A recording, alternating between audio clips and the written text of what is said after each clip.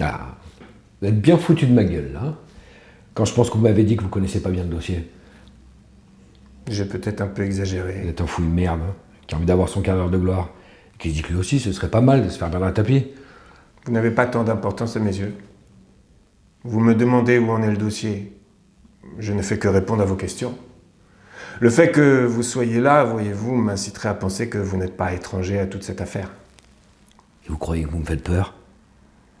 Qu'est-ce qui vous fait croire ça? Vous aussi, je peux vous briser. Vous croyez intouchable? Je ne sais pas lequel de nous deux, à ce moment précis, a le sentiment d'être intouchable. Bon.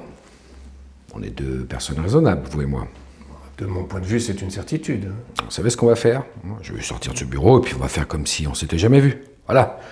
On dit tout ce qu'on s'est dit, et puis si vous voulez faire du bien à la société, ben je vais vous en balancer, moi, des noms de gens qui corrompent. J'ai des tas de dossiers. Enfin, vous n'avez plus que 4 ans, Bernard Tapie.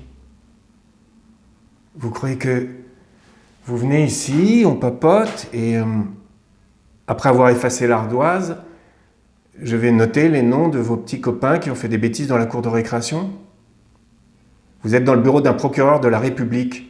Je pourrais vous poursuivre pour subordination de magistrat. Vous avez des responsabilités, monsieur le ministre. Pas seulement en tant que président de club de football ou ancien ministre de la République, mais dans la vie. Vous ne pouvez pas vous comporter comme ça. Je ne parle pas de moi, mais du pays. Monsieur le ministre, je ne vous ai pas convoqué.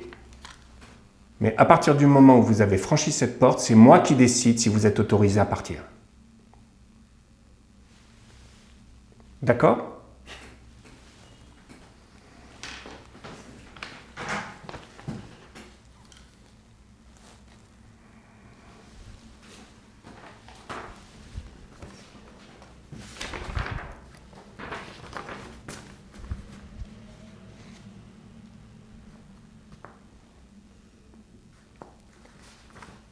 Vous pensez que ça n'existe pas, quelqu'un qui n'accepte pas l'argent?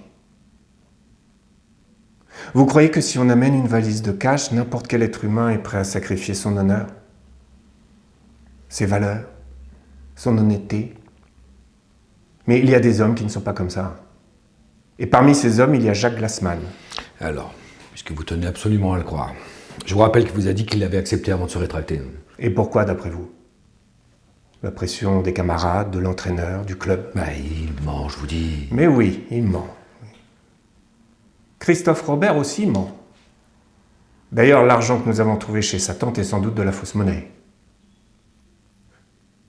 Non. Peut-être même des billets de Monopoly. Coupé.